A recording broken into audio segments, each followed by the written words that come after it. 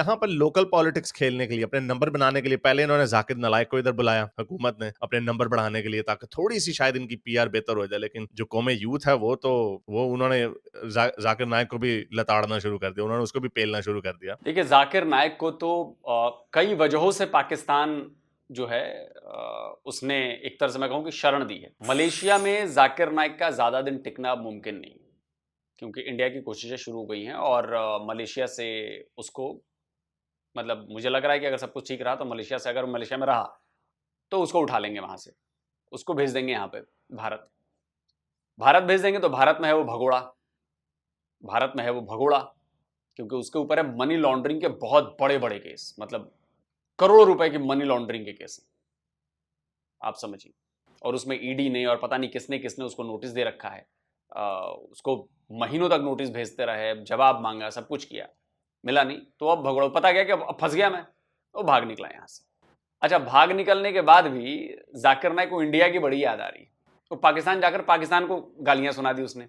अभी आपको मिसाल दूंगा, मैं आ रहा था, हमारा 1000 किलो था, पीआई के मैंने सीईओ से बात किया, नाम नहीं लेता हूँ, कंट्री मैनेजर से बात किया, डॉक्टर साहब आपके लिए कुछ भी करूंगा। मैं बोला ठीक है भाई, 6 लोग जा रहे थे। मैंने बोला भाई 500-600 किलो ज्यादा है। हाँ डरो मत, मुझे 50% डिस्काउंट दूंगा। मैं बोला भाई 50% डिस्काउंट के बदले में और 4 लोग को लेके आऊं और सस्ता पड़ेगा ना। बोला देने का तो फ्री दे, मतलब मत दे। ठुकरा दिया मैंने। पीआई पाकिस्तान एयरलाइन, अरे इंडियन में कोई भी गैर मुस्लिम मुझे देखेगा तो फ्री में छोड़ेगा। ये है इंडिया। मेरे वीजा पे लिखा स्टेट गेस्ट, और आपका सीईओ पाकिस्तान का बोलता है 50% डिस्काउंट देगा। चार्ज कर रहे 110 रिंगेट 1 किलो का। मुझे इतना दुख हुआ कि पाकिस्तान में मैं आ रहा हूं, doctor Zakir Naik state guest है, और वो 300 किलो छोड़ नहीं सकते, बोलते 50% डिस्काउंट देंगे। मुझे नहीं चाहिए तेरा डिस्काउंट।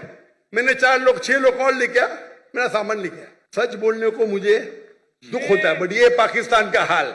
और पाकिस्तान के भीतर से इसके ऊपर आवाजें उठ रही। ये हफ्सा अकरम है, ये speak in favour social justice, equality, secularism, anti war, international relations, views are systematically पसंद।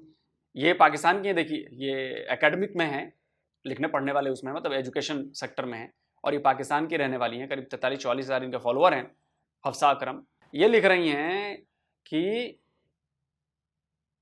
if Zakir Naik had not visited Pakistan, how would we have realized that India was right to ban both his entry and his Peace TV channel? ये कह रही हैं कि अगर जाकिर नायक ने Pakistan visit नहीं किया होता तो हमें ये एहसास नहीं होता कि आखिर भारत क्यों सही था कि उसने उसकी जाकिर नायक की एंट्री पर भी और उसके पीस टीवी चैनल पर भी बैन लगा दिया। ये एक पाकिस्तानी कह रही हैं, ये कोई इंडियन नहीं कह रहा, एक मुसलमान कह रही हैं। अब आप इनको जो मन करे वो कहो। We are always quick to label India as a Islamophobic without taking the time to understand, consider India's perspective on their matters. इनका कहना है कि हमने हमेशा बहुत जल्दी से भारत पर यह लेबल लगा देते हैं कि इस्लामोफोबिक हैं, लेकिन ये हम नहीं सोचते, ये सोचे बगैर हम ही लगाते हैं, ये समझे बगैर लगाते हैं कि इंडिया के पर्सपेक्टिव को भी देखना उस मैटर में जरूरी है। मैंने उस दिन भी कहा था, जिस दिन ये खबर है, मैंने कहा कि पाकिस्तानियों अभी आपको एहसास नहीं होगा कि आप किसको आपने हीरो बनाने की कोशिश की है, जाकिर नायक। ये बात 5-10 साल बाद आपको समझ में आएगी, तब कहोगे कि एक इंडियन, एक काफिर ने एक बात कही थी कि जाकिर नायक को बुला के तुमने बहुत बड़ी गलती की है।